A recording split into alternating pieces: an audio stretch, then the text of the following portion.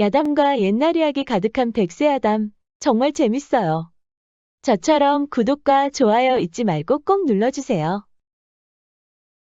조선시대 중기, 김간의 양반댁에서 일하는 머슴 칠복이가 있었습니다. 칠복이는 호럼이 손에서 자랐지요. 지금은 연로하신 어머니를 위해 머슴살이도 마다하지 않고 있습니다. 그런 칠복이에게도 꿈이 있었습니다. 시장에 들렀을 때였습니다. 칠복이 또래의 젊은 남자들이 인삼과 약초 등 지역 특산물을 거래하고 있었지요. 칠복이는 큰돈을 만지는 상인이 되고 싶었습니다. 상인들끼리 통하는 대화를 듣고 있자면 칠복이도 그 자리에 끼고 싶은 것이었습니다. 지금으로 치면 사업에 대한 로망이 있는 것이었습니다. 그런 칠복이가 지금은 어머니가 드실 삼계탕 때문에 시장으로 가고 있습니다. 지금도 그렇고 앞으로도 늘 어머니가 우선이지만 한편으로는 아무런 생각도 하지 않고 상인 일에만 몰두하고 싶은 것이었지요. 그렇게 닭 한 마리를 잡아서 가고 있는 칠복이 얼마 가지 않아 갑자기 눈이 내리는 것이었습니다. 안 그래도 추운 날씨인데 눈까지 내리니 몸이 더 서늘해지는 것 같았지요. 그렇게 산을 올라서 걸음을 서두르고 있는 그때 저 멀리 땅바닥에서 연기가 피어오르는 것이었습니다. 의아한 칠복이는 그것이 무엇인가 하고 천천히 다가갔습니다. 이렇게 추운 산속에서 연기가 피어오르는 것은 이상한 일이니까요. 한 발자국, 한 발자국. 천천히 걸어가는 칠복이는 얼마 가지 않아 그것이 사람의 입김이라는 것을 깨달았습니다. 아니나 다를까. 실체를 알게 된 칠복이는 깜짝 놀랐지 뭐예요. 바닥에 웬 비구니 한 명이 쓰러져 있는 것이 아니겠어요. 아이고, 이게 무슨 일이래. 여승께서 어쩌다 이런 산속 깊숙한 곳에 쓰러졌단 말인가? 칠복이는 생각할 겨를도 없이 얼른 비구니를 업었습니다. 그리고 산을 빠져나오려고 했지만 갑자기 앞을 가릴 정도로 눈이 세차게 내리는 것이었습니다. 칠복이는 어떻게든 산에서 나오려고 했지만 눈이 발목 위까지 쌓이니 더는 나아갈 수 없는 것이었습니다. 이거 큰일이구먼. 이렇게 가다가는 추위에 얼어 죽겠소. 그렇게 칠복이가 주변을 둘러보는데 눈에 띄는 것이 하나 있었습니다. 바로 동굴이었지요. 칠복이는 얼른 동굴로 들어갔습니다. 그동안 산을 오르내리는 동안에 이렇게 작은 동굴이 있었는지 까마득히 몰랐답니다. 그래도 다행이네 그려. 동굴이 아니었다면 완전히 꽁꽁 얼어 죽었지 뭐야. 칠복이는 옆에 누워있는 비구니를 보았습니다. 이미 입술은 새파랗게 되었고 눈썹도 딱딱히 얼어붙었지 뭐예요. 칠복이는 얼른 비구니의 손을 잡아주고 싹싹 비볐답니다. 그리고는 몸도 붙여서 최대한 온기를 전달하는 것이었지요. 칠복이가 처음으로 여인의 손을 잡고 몸을 붙이는 순간이었습니다. 여인의 몸에 바짝 붙는다니. 그간 순진하게 살았던 칠복이는 상상도 못할 일이었지요. 하지만 지금은 그 어떤 것도 생각할 겨를이 없었습니다. 어떻게든 사람은 살려야 하니까요. 불이 필요하구먼, 불이. 칠복이는 다행히 부싯돌을 늘 챙기고 다녔답니다. 어머니가 추운 겨울만 되면 항상 부싯돌을 주머니에 넣어주셨지요. 칠보가 네 아버지하고 내가 어떻게 만났는 줄 아니? 내가 추위에 떨었을 때 네 아버지가 부싯돌로 불씨를 만들어 주셨지. 나는 그것이 순진하게도 사랑의 불씨라고 생각했단다. 그 양반이 사는 동안에 내 속을 많이도 썩혔지만 그래도 사랑하는 우리 칠복이를 낳지 않았니? 그러니까 귀찮더라도 이 부싯돌 꼭 챙기고 다니거라. 칠복이는 어머니가 해주신 말이 떠올라 흐뭇하게 웃었습니다. 그리고는 마른 풀을 모으기 시작했지요. 부싯돌을 꺼내서 불꽃을 튀었더니 바로 풀에 불이 붙었습니다. 꽁꽁 얼 것만 같았던 동굴이 어느새 온돌방처럼 따스해지고 있었습니다. 그러자 칠복이의 마음도 싱숭생숭해지기 시작했지요. 추위를 피하니 그제야 처음으로 여인의 몸을 안았다는 것을 깨달았답니다. 꽁꽁 얼어 죽을 것 같았던 비구니도 평온한 얼굴을 하고 있었습니다.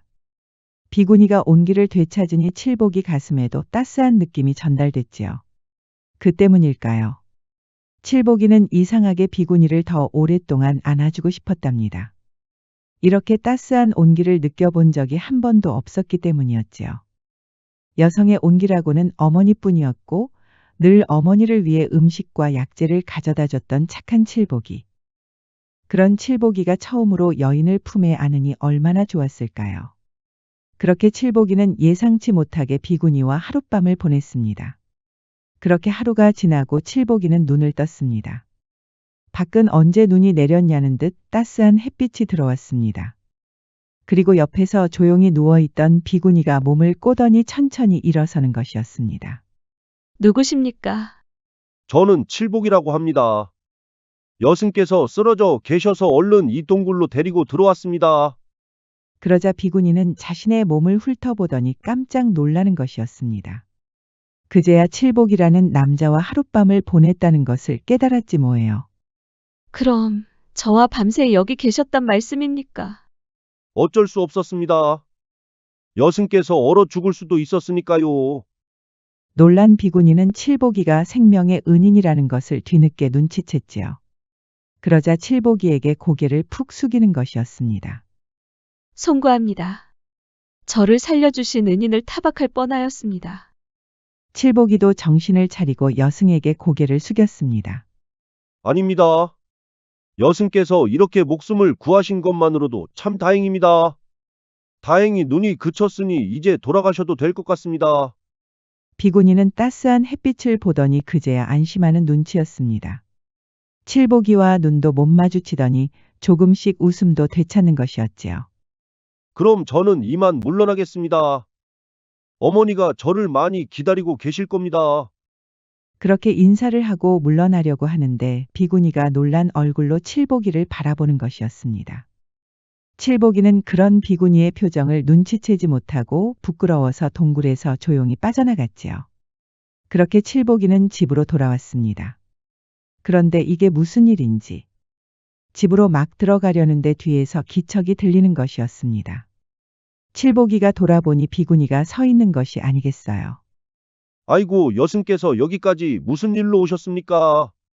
제 생명을 구해주셨으니 은혜를 갚아야겠지요. 놀란 칠복이는 한동안 말을 잇지 못했습니다. 속으로는 비구니를 다시 보니 기분이 좋았지만 말이에요. 지금은 제가 여승이라서 물질적으로 도움을 드릴 수 없으나 안녕과 복을 비는 축원문을 올리고 싶습니다. 부디 받아주십시오. 칠복이는 배시시하고 웃더니 고개를 숙였습니다. 저야 여승님께서 그리 해주시면 좋지요. 그런데 그때 칠복이의 어머니가 밖으로 나오는 것이었습니다. 아이고 칠복아. 대체 어디를 있다 이제 오는 것이냐? 어머니는 눈이 휘둥그레졌습니다. 칠복이 앞에 웬 비구니가 서 있으니 말이에요. 아이고 칠복아. 무슨 일로 여승께서 여기까지 오신 게냐? 너 혹시 부처님에게 무슨 죄라도 지은 것이냐? 그러자 비구니가 미소를 짓는 것이었습니다. 칠복이는 그 순간에 비구니의 미소가 이렇게 아름다울 줄은 꿈에도 몰랐답니다. 사연을 들은 어머니는 손뼉을 치며 좋아하셨습니다. 아이고 우리 칠복이가 사람 목숨을 구했구나. 그것도 여승을 구했으니 얼마나 감복할 일이냐? 비구니는 고개를 숙이며 칠복이와 어머니의 복을 빌었답니다. 여기 여승께서 축원문을 올려주시겠답니다. 제가 생명의 은인이라고요.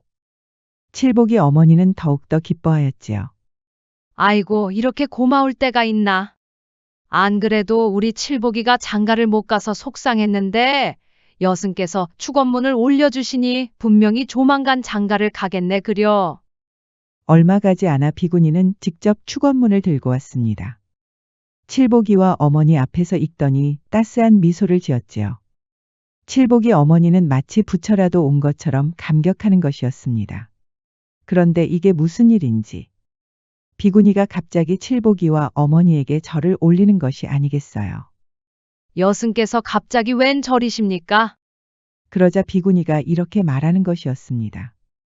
여기 계신 거사님께서 제 생명을 구해주셨습니다. 거사님이 아니셨다면 저는 이미 죽은 목숨입니다. 목숨을 잃으면 부처님의 가르침이 모두 무슨 소용이 있겠습니까? 큰 스님께서도 모두 인정하셨습니다. 저는 오늘부터 환속하기로 했습니다. 환속은 말 그대로 승려가 다시 속인이 된다는 뜻입니다. 다시 평범한 사람으로 돌아가겠다는 것이지요. 그러자 칠복이와 어머니는 깜짝 놀라는 것이었습니다. 아이고, 그건 말도 안 됩니다. 우리 칠복이가 생명을 구한 것은 맞지만 그렇다고 하상까지 하시면서 은혜를 갚으실 필요는 없습니다. 그리하면 부처님께서 노하실 깹니다. 그러자 비구니가 활짝 웃는 것이었습니다. 염려하지 마십시오. 저는 애초부터 속세에서 살았습니다. 비구니의 진짜 이름은 화정.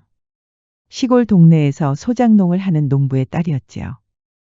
소장농을 맡긴 양반댁이 구율미를 횡령한 일이 있었습니다. 화정의 아버지도 횡령에 가담하다 관가에 끌려가고 말았지요. 화정은 집안이 무너지자 바로 소장농까지 빼앗기고 말았습니다. 동네에서 시장 자릿세를 빼앗는 왈패들에게 집까지 빼앗겼답니다. 그렇게 화정은 하루아침에 길바닥에 나앉은 것이었지요. 그런 화정이가 갈 곳은 암자밖에 없었습니다. 힘없이 쓰러진 화정을 받아준 사람이 바로 큰 스님이었습니다. 화정은 그날부터 어쩔 수 없이 비구니가 되었습니다. 하지만 화정은 부처님의 가르침을 충실히 받았답니다. 몰락한 집안의 딸이라고 하니 주변에서는 갈 곳이 없어 비구니가 됐다고 수군거렸습니다. 화정은 그런 말에 휘둘리지 않았습니다.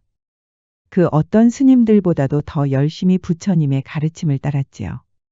그러니 큰 스님도 화정을 인정할 수밖에 없었습니다. 그러던 어느 날, 충실히 부처님의 가르침을 받던 화정에게 불행이 닥쳤습니다. 화정의 집을 빼앗은 왈패들이 우연히 암자를 들른 것이었지요. 발목을 다친 왈패 한 명이 암자에서 쉬었다가 우연히 화정을 목격한 것이었습니다. 왈패들은 화정이 산을 오를 때 기회를 노렸습니다. 화정은 끝까지 저항하다 그만 발을 헛디뎌 아래로 굴러 떨어진 것이었습니다. 화정이는 그렇게 기절하였고 때마침 집으로 돌아가던 칠복이가 발견한 것이었지요. 사연을 들은 칠복이의 어머니는 눈물까지 보이셨습니다. 아이고, 우리 여승께서 참 힘들게 사셨구먼. 암자로 돌아가면 또 그 몹쓸 것들이 찾아갈 것이 아니던가. 어머니는 주저하지 않고 화정이를 받아주기로 하였습니다. 화정이는 바로 칠복이 어머니에게 큰 절을 올렸습니다. 그리하여 화정이는 칠복이 집에서 살아가기로 하였지요. 처음에는 여승의 용모가 그대로 남아 있었지만 점점 머리카락이 늘면서 아리따운 여인으로 변하는 것이었습니다. 그러니 동네에서는 칠복이가 언제 장가를 갔나 하고 수군거리는 것이었습니다. 칠복이는 그럴 때마다 부끄러웠지만 화정이는 따스한 미소를 지을 뿐이었습니다. 그러던 어느 날, 어머니가 칠복이와 화정이를 불렀습니다. 너희들도 들었겠지만 이미 동네에서는 너희 둘을 부부로 보는 것 같구나. 칠복이는 얼굴이 다 새빨개졌지요. 화정이도 그동안 며느라기처럼 어여쁘게 컸으니 말이야. 아이고 어머니, 그런 말씀 마셔요. 화정 낭자가 불편해하잖아요. 그러자 화정이는 칠복이 어머니에게 큰 절을 올렸습니다. 어머니께서 허락하신다면 저는 칠복님과 혼인하고 싶습니다. 칠복님이 아니었다면 저는 이미 이 세상 사람이 아니었을 겁니다. 그러니 저를 받아주십시오. 칠복이는 부끄러워서 고개도 들지 못했지만 어머니는 한박 웃음을 지으며 화정이를 안아주었답니다. 그리하여 칠복이와 화정이는 정식으로 부부가 되었습니다. 이제는 두 사람을 이상한 눈으로 보는 사람도 없었지요. 전에는 화정이가 어디서 어떻게 온 여인인지 수군거렸으니 말이에요. 그런데 칠복이는 첫날 밤부터 부끄러워서 고개도 들지 못했습니다. 화정이는 그런 칠복이를 순수한 남자로 보면서도 한편으로는 답답하기도 하였지요. 서방님, 이러다가 날 셀 것 같습니다. 그러지 마시고 저를 좀 안아주셔요. 그래도 칠복이는 부끄러워서 고개를 들지 못했습니다. 부끄러워서 그러십니까? 아니면 저와의 혼인이 후회가 되십니까? 그러자 칠복이는 얼른 고개를 흔들었습니다. 전혀 그런 것이 아닙니다. 다만 저 같은 놈이 화정 낭자와 혼인할 자격이 있는지 그것부터 걱정이 들었습니다. 어째서 자신을 그리 낮추십니까? 저는 이제 소장농의 딸도 아니고 여승도 아니지 않습니까? 그렇게 칠복이는 좀처럼 마음을 열지 못하고 있었습니다. 그러자 화정이 이렇게 말하는 것이었습니다. 서방님은 하고 싶으신 일이 무엇입니까? 하고 싶은 일이라고 하셨습니까? 그렇습니다. 그동안 서방님과 살면서 항상 궁금한 게 있었습니다. 서방님은 이 고을에서도 손꼽히는 효자라고 칭송하지만 하고 싶으신 일이 따로 있으신 건 아닐까 하고 늘 궁금했더랍니다. 그러자 칠복이의 눈이 초롱초롱 빛나는 것이었습니다. 그동안 어머니도 단 한 번도 물어본 적이 없었지요. 상인에 대한 로망이 있었던 칠복이. 그 꿈에 대한 열정을 화정이가 일깨워주는 것이었습니다. 이 말을 낭자에게, 아니지, 부인에게 해도 될지 모르겠소. 무슨 말씀인지 어서 해보셔요. 궁금합니다. 화정이가 해맑은 미소를 지으며 호기심을 보였습니다. 그러니 칠복이가 마음을 놓고 상인에 대한 꿈이 있었다고 털어놓았지요. 그러자 화정이가 활짝 웃는 것이었습니다. 그런 꿈이 있으셨다니. 역시 서방님의 운명은 천인을 타고난 것이 분명합니다. 천인이라뇨? 그것이 무슨 말이오? 실은 서방님에게 하지 못한 말이 있었습니다. 화정이가 집까지 빼앗기고 거지처럼 떠돌아다녔을 때 일이었습니다. 길거리를 배회하며 동냥을 해야 할 판에 화정이 눈에 웬 노파가 눈에 띄었습니다. 화정이처럼 길바닥에 주저앉아 있으니 처음에는 거지처럼 보였지요. 그런데 노파의 눈을 보고 화정이는 기겁하고 말았답니다. 앞을 보지 못하는 노파였지요. 화정이는 노파에게 결례를 했다고 생각하고 조심히 지나가려고 하였지요. 그런데 이게 무슨 일인지 갑자기 노파가 화정이를 부르는 것이었습니다. 천인의 운명이 보이는구나. 화정이는 놀라서 뒤를 돌아봤습니다. 놀랍게도 노파가 화정이 쪽으로 시선을 돌린 것이었습니다. 화정이의 기척을 정확히 읽은 것이었지요. 방금 무엇이라고 하셨습니까, 어르신? 노파는 희미하게 미소를 지었습니다. 화정이에게는 그 미소가 이상하게 신비하게 보였지요. 천인의 운명이 보인다고 하였다. 화정이는 알 수 없는 힘에 이끌려 노파 앞으로 다가갔습니다. 방금 천인이라고 하셨습니까? 저는 보시다시피 아무것도 없는 빈털터리입니다. 아버지가 물려주실 땅과 집 모두 빼앗겼고, 전 이제 동냥을 하러 다니는 거지가 되거나 여종으로 들어가야 합니다. 누가 봐도 이번 생은 망한 처자입니다. 그런데 어찌 천인의 운명이 보인다고 하십니까? 그러자 노파가 키득키득 웃는 것이 아니겠어요. 누가 들어도 기분 나쁜 웃음이었지만 화정이에게는 신기하게도 그렇게 들리지 않았습니다. 누가 자네에게 천인의 운명이 보인다고 하였는가?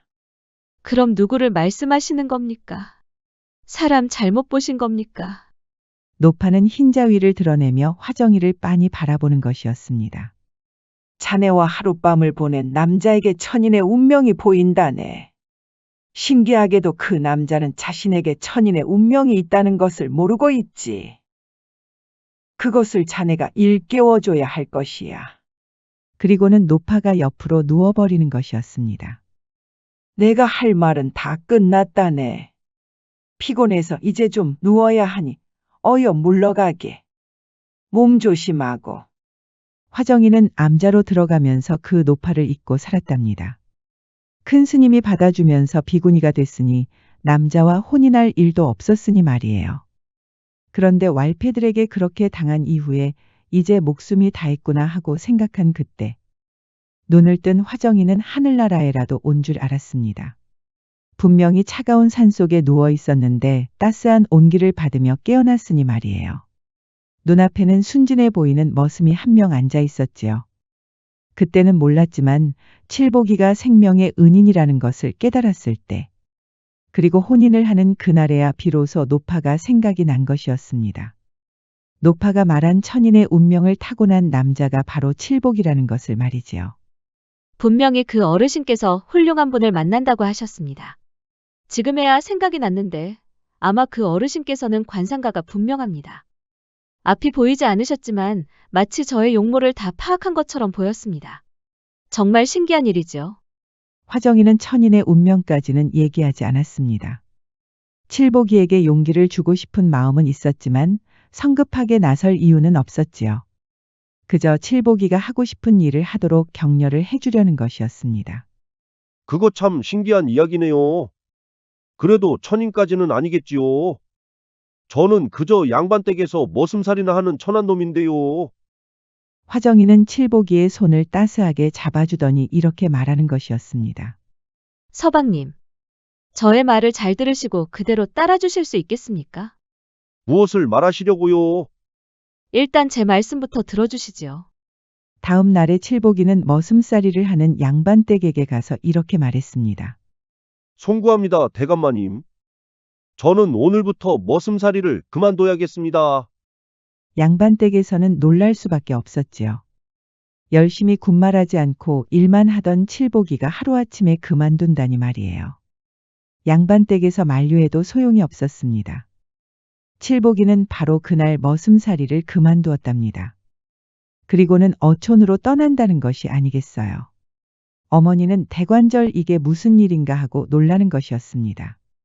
아니 칠보가 갑자기 하루아침에 머슴살이를 그만두고 어촌으로 떠나다니. 이게 무슨 일이냐? 어머니는 염려하지 마시고 계세요. 그리 오래 걸리지 않을 겁니다. 부인은 여기 남아서 어머니 돌봐드릴 터이니 조금만 기다려주세요. 칠복이는 그렇게 홀로 어촌으로 떠났습니다. 어촌에 도착한 칠복이는 황간에부터 찾았습니다. 황간에에 들어가 머슴살이를 하는 것이었지요. 황간에는 염전을 운영하기로 이름난 집안이었습니다. 칠복이는 정말 열심히 머슴살이를 했습니다. 시키는 일은 군말하지 않고 뭐든 하는 것이었지요. 황간은 그런 칠복이가 기특한 것이었습니다. 그렇게 6개월이 되어갈 때쯤 황간은 칠복이를 불러 소금 운반을 시켰습니다. 본래 소금 운반은 믿음직스러운 사람에게만 시켰는데 칠복이가 6개월 만에 신임을 얻은 것이었습니다. 칠보가 그동안 아주 열심히 일하였으니 소금의 일부는 어느 정도 떼어주마. 열심히만 하면 염전 일부도 떼어줄 터이니 앞으로도 그렇게 열심히 하거라. 칠복이는 그렇게 소금 운반을 모두 끝내고 바로 화정이와 어머니가 있는 집으로 급하게 돌아왔습니다. 남은 소금을 내륙 장터에 파려는 것이었습니다. 내륙에서 귀한 소금은 해안보다 2배에서 3배까지 팔 수 있었습니다. 칠복이는 그런 식으로 조금씩 돈을 벌 수 있었지요. 그날 밤에 화정이는 이렇게 말했습니다. 서방님, 곧 겨울이 올 것입니다. 제가 일러준 흉작 지역은 쌀이 아주 귀할 것입니다. 그러니 생산된 쌀을 미리 창고에 보관하십시오. 그런데 부인은 어찌 그런 것을 척척 다 안단 말이오. 제가 이래봬도 소장농의 딸이었지 않습니까? 어깨 넘어 배우는 것도 무섭답니다. 칠복이는 화정이가 시키는 대로 생산된 쌀을 비축하였습니다. 그리고 겨울이 오자 화정이가 말한 대로 흉작 지역이 생겼습니다. 그렇게 비축된 쌀은 큰 차익을 남기고 팔 수 있었지요. 부인이 하라는 대로 하니 정말 돈이 들어오는구먼 그래. 칠복이가 신이 나서 화정이를 끌어안았답니다. 그런데 화정이는 낯선 사람처럼 진지한 얼굴을 하고 있었지요. 그날 밤 화정이는 칠복이에게 이렇게 말했습니다. 서방님이 그동안 어촌과 집을 드나드시면서 느낀 점은 없으십니까? 칠복이는 머리를 극적였습니다. 아무리 생각해도 화정이가 무엇을 말하려는지 알 수 없는 것이었지요. 그동안 서방님은 어머니에게 드릴 약재와 음식을 위해 산을 오갔습니다. 그리고 어촌까지 다니시면서 산간 지방도 구경하실 수 있었지요. 산간 지방에서 무엇을 보셨습니까? 그러자 칠복이가 무릎을 탁하고 치는 것이었습니다. 산간 지방은 바다와 멀리 떨어져 있으니 해산물이 귀하지요. 제가 이제 어촌을 드나드는 일은 쉬우니 산간 지방으로 가서 해산물을 팔면 되겠습니다. 하지만 산간 지방까지 해산물을 옮기는 것은 쉬운 일이 아니었답니다. 그 먼 곳까지 가기도 전에 해산물이 모두 상할 수 있으니까요. 화정이는 짓궂게 미소를 짓더니 이렇게 말하는 것이었습니다. 서방님이 어촌에서도 배우신 것이 있지 않습니까? 칠복이는 또 한 번 무릎을 탁하고 치는 것이었습니다. 해산물을 소금에 절이면 장기 보관이 용이하지요. 전에 황간에 어르신께서도 직접 말씀하신 적이 있습니다. 그리하여 칠복이는 산간 지방까지 건너가서 해산물을 비싸게 팔 수 있었답니다. 어촌부터 시작해서 산간 지방까지 소금과 해산물을 파는 칠복이. 이 모든 것들이 화정이의 지혜 덕분이지만 그동안 어머니의 약재와 음식을 구하기 위해 산을 오간 칠복이의 효심이 결정적으로 영향을 끼친 것이었습니다. 산을 열심히 오간 덕분에 다리도 튼튼해졌으니 산간 지방까지 가는 길도 그리 어렵지 않은 것이었습니다. 그러던 어느 날, 한참 산을 오르고 있는데 저 멀리서 신음소리가 들리는 것이었습니다. 칠복이가 조심스럽게 다가가니 웬 노인이 쓰러져 있는 것이 아니겠어요. 칠복이는 얼른 쓰러진 노인을 업으려고 했지만 다리에 상처가 생각보다 심한 것이었습니다. 칠복이는 마침 주머니에 있는 식염수가 생각이 났습니다. 혹시 산을 오갈 때 다치기라도 하면 식염수로 상처를 씻어낸 뒤에 천으로 지혈을 할 생각이었지요. 산을 많이 오가면서 생긴 응급처치 방법이었답니다. 칠복이는 노인의 다리를 식염수로 씻어내고 천으로 지혈을 하였습니다. 그런 다음에 노인을 업어서 고을까지 걸어간 것이었지요. 노인은 다행히 의원에게 치료를 받고 목숨을 구했습니다. 칠복이는 노인이 치료를 받는 동안에 산간 지방을 드나들면서 해산물을 팔고 있었습니다. 노인은 의원에게 칠복이 얘기를 전해 듣더니 허하고 웃는 것이었습니다. 그거 참 지혜로운 젊은이로구만. 마침 염전에서 일을 하고 있으니 식염수로 상처를 치료할 생각도 하였구먼 그래. 사실 노인은 조선시대의 음식과 재물에 관한 일을 맡아보는 조정 사람이었습니다. 바로 호조판서였지요.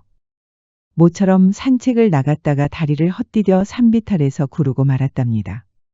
호파는 조정으로 돌아와 칠복이가 정확히 무슨 일을 하는지 알아보았습니다. 잘하고 있던 머슴살이를 그만두고 해안으로 넘어가더니 이제는 해산물을 산간 지방에 내다 팔고는 겨울에는 흉작 지역으로 건너가 쌀도 판다는 것이었습니다.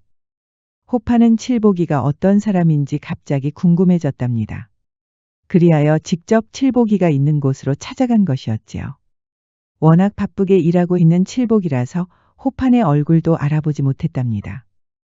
자네가 바로 칠복이로구먼 그래. 내 다리를 치료해 주었는데 기억이 나는 겐가? 칠복이는 그제야 호판을 알아보았습니다. 아이고 어르신, 다리 상처는 좀 어떠십니까? 제가 워낙 산을 오가는 일이 많아서 찾아뵙지 못하였습니다. 칠복이가 고개를 숙이자 호판은 손사래를 쳤습니다. 그러지 말게나. 자네는 내 생명의 은인이 아닌가? 그런데 자네 이야기를 들어보니 아주 바쁘게 살아가고 있더구만. 칠복이는 바쁘게 살아간다는 말이 기분 좋게 들렸습니다. 그동안 어머니만 생각하고 머슴살이를 하던 칠복이었으니까요. 자네의 수완은 익히 들어서 알고 있다네. 자네가 머슴살이를 한 황간에와 산간 지방까지 알아보았지. 이미 자네를 상인으로 아는 사람들도 많더구만. 저를 상인으로 부른단 말씀입니까? 칠복이는 태어나서 처음으로 가슴이 복받치는 것이었습니다. 그렇게 하고 싶었던 상인 소리를 들었으니 말이에요. 호파는 호탕하게 웃는 것이었습니다. 자네가 파는 쌀과 해산물을 다 합쳐서 계산해보니 이미 자네는 상인이구먼 그래.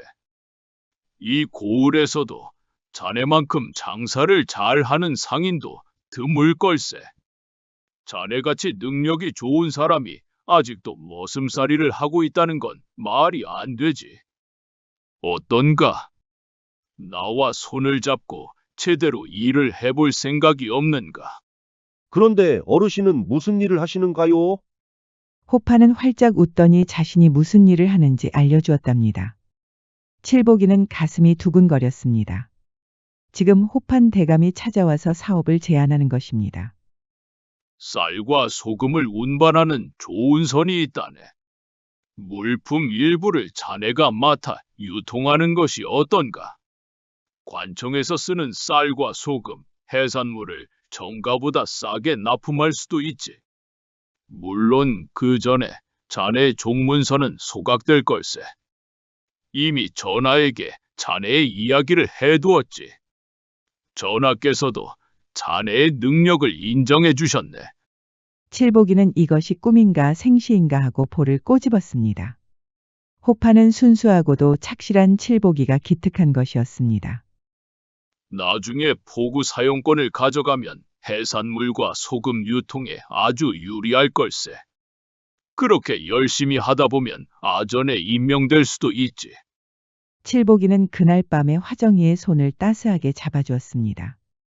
화정은 호판이 찾아온 이야기를 전해 듣더니 눈물을 흘렸습니다.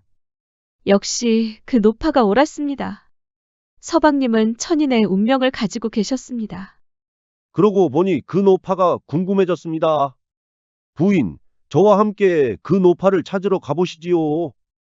이제 칠복이와 화정은 어엿한 양반댁 부부가 되었습니다. 두 사람은 노파가 있던 길거리를 걸어 다녔지요. 그렇게 열흘 동안 찾아 헤맸지만 노파는 보이지 않았답니다.